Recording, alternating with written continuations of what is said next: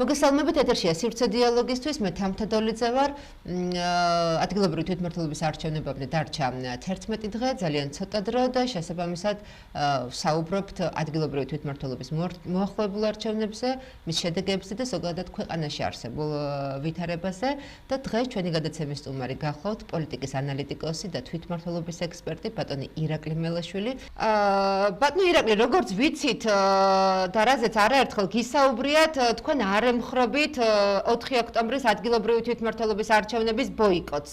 იქნებ ჩვენს მაყურებელსაც გაუზიაროთ ის არგუმენტები, აი რა მიმართულებითაც ფიქრობთ, რომ ამ შემთხვევაში ბოიკოტი არ არის გამართლებული იმ ოპოზიციური პარტიების მხრიდან, რომელთაც ეს გადაწყვიტეს.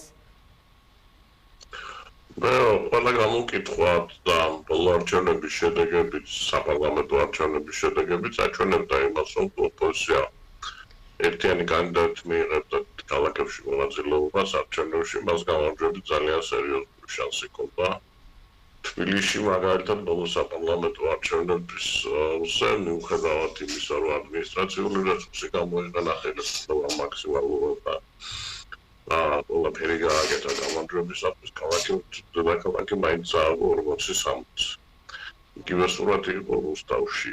ერთადერთი დიდი ქალაქი, რომელიც პარტიული ქალაქი, რომელიც მოიგო ხელისუფლება იყო 1% უპირატესობით. ასეთ ვითარებაში მივაჩნია, რომ თუ ოპოზიცია გაითვალისწინებდა იმ შემთხვევაში, რომ უშუალოდ საპარლამენტო არჩევნებზე კამპანიის წარმატებას და შეძლებდა ერთიან კანდიდატებზე შეტანობას, მათ ძალიან დიდი შანსი ჰქონდა გამარჯვების. მიუხედავად ამისა, ახლა ეს წარსული არის. ოპოზიცია ერთიანობას ვერ მიაღწია, დღეს ოპოზიციის ის ნაწილი, რომელიც ბოიკოტს უწყობს არჩევნებს, ძირითადად არის დაკავებული პარტიებთან ბრძოლით, რომლებიც შევიდნენ ამ არჩევნებში, რაც მაშინაც ვამბობდი, რომ დღეს მithuqedes კარგად ჩანს, რომ ეს საუკეთესო ვარიანტი ხელისუფლებისათვის, რაც მოხდა და ამას ოპოზიცია თავის გარდა ვერავის ვერ დაუბრუნებს. გასაგებია. ბატონი ირაკლი, ჩვენ ხშირად ვსაუბრობთ იმაზე, თუ როგორ ჩანს არჩევნების ეს მოცემულობა დასავლეთის თვალში. თუმცა ასევე ძალიან საინტერესოა, როგორ ჩანს ეს ყველაფერი, რომ ნაწილობრივ ოპოზიცია იღებს მონაწილეობას, ნაწილი ოპოზიციის არა, ეს ყველაფერი როგორ ჩანს ჩვენი რიგითი ამომრჩევლების თვალში. ანუ რას ეტყოდით, ან როგორ ფიქრობთ, როგორ უნდა მოიქცნენ მოქალაქეები, გასაგებია სახელისუფლება პარტიის ამომრჩევლები, მაგრამ ის ადამიანები, რომლებიც არ უჭერენ მხარს ხელისუფლებას, რა იქნებოდა სწორი მოქალაქეობრივი პოზიცია? მესმის, რომ ინდივიდუალურია და თითოეული მათგანის გადასაწყვეტია, მაგრამ იმაში მაინც დამეთანხმებით, რომ რაღაცნაირად დაბნეულია დღეს ამომრჩეველი. მოდი ასე ვთქვათ, რომ ყველა გამოკითხვით საქართველოში 60-62% მოქალაქეების თვლის, რომ ქვეყანა არასწორი მიმართულებით ვითარდება. საქართველოში არის დაახლოებით 2.700.000 ამომრჩეველი და არჩენი გარეთ არის, ქვეყნის გარეთ არის გასული. ეს იმას მიუთითებს, რომ სადღაც 1.5 მილიონზე მეტია იმ ადამიანთა რიცხვი, რომელიც უკმაყოფილოა ხელისუფლების მუშაობით. ეს არის ოპოზიციის, ეს უნდა იყოს ძირითადი საყდარი ოპოზიციის. ოპოზიცია სამწუხაროდ ბოლო არჩევნებზე აგროვებს დაახლოებით 850,000 ხმამდე. ანუ ოპოზიცია დაახლოებით ნახევარს ამყოფობს. ოპოზიციის ნახევარ იმ ამომრჩევლების ნახევარს უკიცებს, რომ მისი მმართველობა უკეთესი იქნება იმათგან, ვინც უკმაყოფილო არის ხელისუფლების. ეს არის ყველაზე ნათელი მაგალითი იმისა, რამდენად ადეკვატური არის ოპოზიცია ვითარებაში. ჩემი გადასახედიდან ახლა რა თქმა უნდა ეს ინდივიდუალურია ყველა ეს საკითხი. მე ვაბერებ არჩევნებზე მიშვაზე ამის მიცემას. და მიმაჩნია, რომ ეს არის სწორი გზა. იმიტომ რომ განსაკუთრებით ისინი, ვინც უკმაყოფილო არიან ხელისუფლების მუშაობით, ხელისუფლების პოლიტიკით, მათთვის მნიშვნელოვანი უნდა იყოს, რომ არ მისცენ ხელისუფლებას რაღაცა ერთპიროვნული პირამიდის ჩამოყალიბების საშუალება, როდესაც მთავრობის თავმჯდომარეთან დაწყებული ბოლო სოფლის წმუნდაბოლოება, ერთი პარტიის წევრია და ერთ ძალებას ემორჩილება. როდესაც ვლაპარაკობთ, რომ ხელისუფლებას აღარ ადმინისტრაციული რესურსი და ასე შემდეგ ეს ყველაფერი ძირითადად არის თვითმმართველობა. ძირითადი ადმინისტრაციული რესურსი არის თვითმმართველობა, რომელიც ამ ხელისუფლებას, ამ წინა ხელისუფლებას გადააქციეს თავიანთი პარტიული ინტერესების გამტარებელ ორგანოება და არა იმ ორგანოებად, რომლებიც მოქალაქეების საჭიროებებს უნდა პასუხობენ. მაგრამ აუდიტორების შესაძლებლად გვინდა, აუდიტორების შესაძლებლად საშუალება არის არჩევნები. ოპოზიცია იქნებოდა კონსოლიდირებული კიდევ მეორე დიდი შანსი იყო, რომ ბევრგან გაემართა ოპოზიციას. ეხლა შანსი რა თქმა უნდა შემცირებულია, უბრალოდ ამისალა მიმაჩნია, რომ ძალიან მნიშვნელოვანია, რომ ოპოზიციურმა კანდიდატებმა მიიღო მხარდაჭერა საზოგადოების. მნიშვნელოვანია იმისათვის, რომ ხელისუფლებას ანახონობა ყოფილება არსებობს. თუ ჩვენ ყველგან არ ვანახეთ ეს ხელისუფლება დაიჯერებს თუ ის არის შეუცდარი, ყველაფერს სწორად აკეთებს, რომ ყველაფერი კმაყოფილია, შესაბამისად არჩევნები გამოსწორდება და კიდევ უფრო გაუმჯობესდება. კი ბატონო. ბატონო ირაკლი, ნაწილობრივ თქვენ შეეხეთ იმას, რომ თვითმმართველობა უნდა იყოს არაპარტიული, არამედ რეალურად ხალხის ინტერესების გამომხატველი და მათი პრობლემების მომგვარებელი ორგანო. ამიტომ მინდა გკითხოთ ასეთი რამ. თქვენ ხართ ადამიანი, რომელიც ერთ-ერთი, რომელიც ყველაზე უკეთ ერკვევა თვითმმართველობაში, როგორც ასეთში, ამიტომ მაინტერესებს თქვენი მოსაზრება. ბოლო წლების განმავლობაში, განსაკუთრებით ბოლო წლის განმავლობაში და ზოგადად თითქოს და ადგილობრივი თვითმმართველობის არჩევნები გადაიქცა ერთგვარ გზად ცენტრალურ ხელისუფლებამდე მისვლისა პოლიტიკური პარტიებისთვის, ხელისუფლების ხელში ჩაგდებისა. თითქოს რაღაცნაირად პოლიტიკური სტრატეგიის ნაწილად იქცა ადგილობრივი თვითმმართველობის არჩევნების მოგება.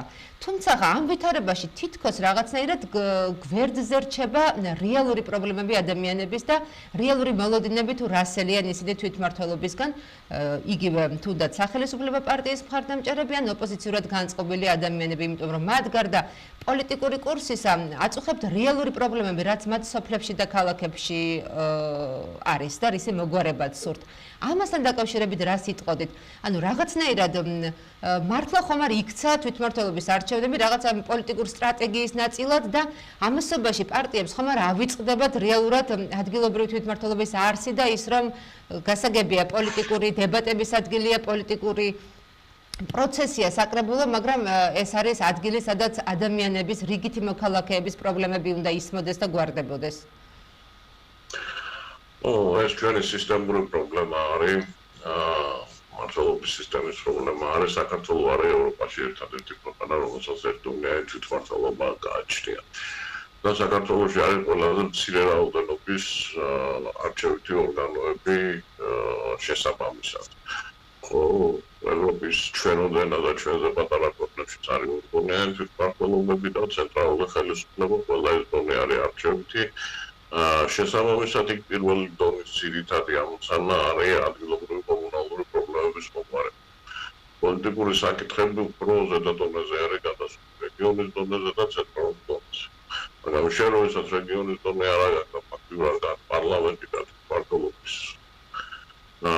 საკრებულოები, ეს ყველაფერი იწვევს საკრებულოების პოლიტიზირებას. ზედმეტ პოლიტიზირებას პოლიტიკური პარტიები იწვლებულები არიან, რომ აქცენტი გადაიტანონ პოლიტიკურ საკითხებზე, სწორედ თვითმმართველობის არჩევნების დროს, იმიტომ რომ საპარლამენტოები პრეზიდენტი ერთხელ არის შემოყოლოთ თვითმმართველობის არჩევნები, რაზედაც რა თქმა უნდა ზარალოს უწევს. არის მეორე პრობლემა. გარდა იმისა, რომ ეს ადმინისტრაციული პერსონალური მოწყობის პრობლემა არის ქვეყნის, არის მეორე პრობლემა. შემთხვევაში უკვე აღარ ლაპარაკობენ თვითმმართველობის არჩევნებზე, ადგილობრივ პრობლემებზე, იქიდან გამომდინარე, რომ თვითმმართველობის ორგანოებს არ გადაეცათ ის ფინანსები და ქონება და ის მოსელები, რომელსაც საშუალებას მისცემს ადგილობრივ პრობლემებს მოვუაროს. მარტივ მაგალითს მოვუყავ, ხო? წყალმომარაგება მოსახლეობის და სოფლიოში არის ადგილობრივი თვითმმართველობის პრობლემები. საქართველოში წყალმომარაგების საკითხის გადაჭრაზე ადგილობრივი თვითმმართველობას ხელი არ მიუჭდება, იმიტომ რომ არსებობს გაერთიანებული წყალმომარაგების კომპანია, რომელიც არ ემორჩილება ადგილობრივ თვითმმართველობას ის თბილისში, რაღაცა რო გაგვჩნდება ადამიანი მიდის მოქალაქე მიდის მერიაში, მერია იძულებულია ვიღაცა დაურეკოს, ხოლოს იქ ხანდახან უნდა მიიღო გადაწყვეტილება ის სათქმელს და ის თანამდებობის პირები საერთოდ არ არიან ამ ადგილობრივი ადამიანების წინაშე, ცხოვრებრივი ადამიანების წინაშე რომელთა პრობლემა შეერგვა. დანგარიშვალდებული და ეს იწვევს მნიშვნელოვნად აუარესებს სერვისების ხარისხს. შესაბამისად, მმართველობასაც არ აქვს საშუალება გადაწყვეტოს ელემენტარული პრობლემები, არ აქვს ფინანსები, არ აქვს უმოსილებები, არ აქვს მონება, რომ ხელი შეუწყო ადგილობრივი ბიზნესის განვითარებას და ბუნებრივია, რომ ასეთ ვითარებაში აქცენტი გადადის პოლიტიკურ პრობლემებზე და არა იმ საკითხებზე, რომელსაც მმართველობა ისედაც ვერ აგვარებს. და ეს არის მეორე მნიშვნელოვანი სისტემური პრობლემა, იმიტომ რომ ჩვენ თვითმმართველობა გვაქვს ახალწე, გვაქვს არჩევითი ორგანოები, მაგრამ რეალურად ამ თვითმმართველობას არ შეუძლია გააკეთოს ის საქმე და გადაჭრას პრობლემები, რითაც სახელმწიფოში თვითმმართველობა არსებობს. ეს იწვევს იმას, რომ დებატები გადადის პოლიტიკურ სფეროში და არა იმ სფეროში, რომელსაც თვითმმართველობა უნდა აგვარებდეს, იმიტომ რომ ვერ აგვარებს. ვერ ცდილობს და სამვითარებს ჩვენი თვითმმართველობა, იმიტომ რომ ყველა პროგრამა, ყველა ფინანსები, ყველაფერი არის ხელისუფლების ხელში თავმოყრილი ინფრასტრუქტურა უჭირდება, ცენტრში გამოითხოვოს სოფლის გარე განათებას, რო ჭირდება ის მთავრობის ფულით გასდება. ასეთ ვითარებაში ბუნებრივია, რომ პოლიტიკოსები აღარ აკეთებენ აქცენტს ამ ადგილობრივ პრობლემებზე, იმიტომ რომ მაინც ვერ აგვარებენ მას. თავარი პრობლემა მათთვის რჩება პოლიტიკური საკითხები და ეს ჩემი აზრით სწორი გზა არის და არა მარტო ადგილობრივი თვითმმართველობის არჩევნებზე, არამედ დარჩენილზეც პოლიტიკოსებმა ადამიანების პრობლემებს, მოქალაქეების, ამორჩევლის პრობლემებს უფრო მეტი ყურადღება უნდა დაუთმო.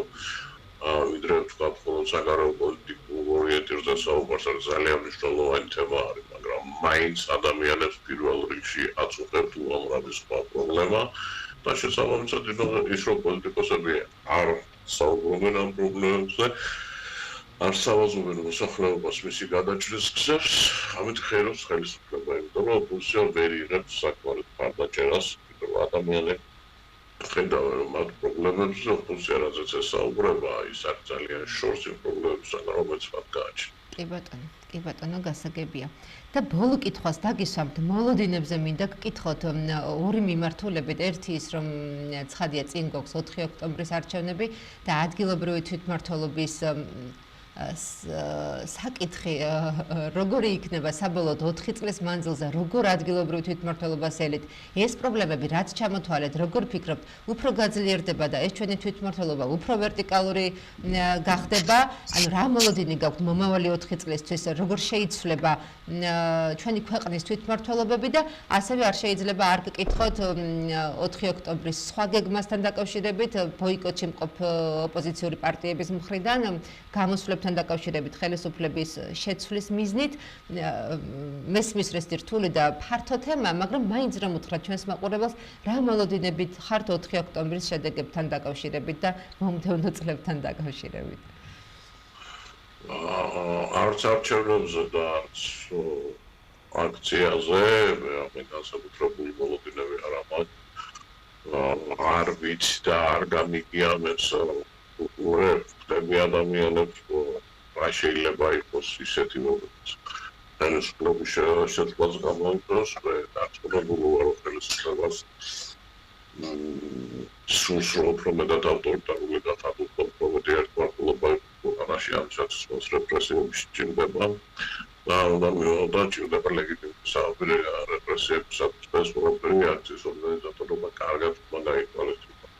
Rasolodajmo წელწადში თუ ეს ხელისუფლება საკუთრებად ჩუმდა სარი უბრალოდ ცენტრალიზება მოხდება კიდევ. უბრალოდ ცენტრალიზება მოხდება კიდევ უბრალოდ ასე ვთქვათ გადაიქცევენ ადგილობრივი საკრებულოები მათ რასაც უწინ კომუნისტების რაიკომი არ ყვა კიდევ უბრალოდ ფუნქციონირებაში იქნებიან. ცენტრალიზების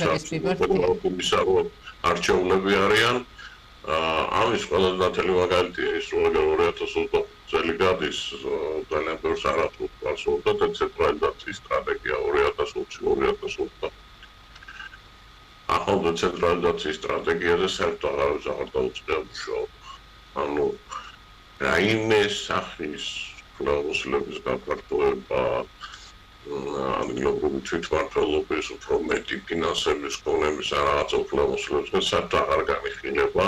Uzim karatina kakhalze meititserebოდა რაღაცა, ხო? კი ბატონო. ახლა კaratina kakhalzეც აღარ წერენ საერთოდ და არანაირი დეცენტრალიზაციის სტრატეგია ქვეყანაში აღარ უჭირდება. ეს არის ფაქტი. ამიტომ ეს არის ჩემი ბოლო დილიც.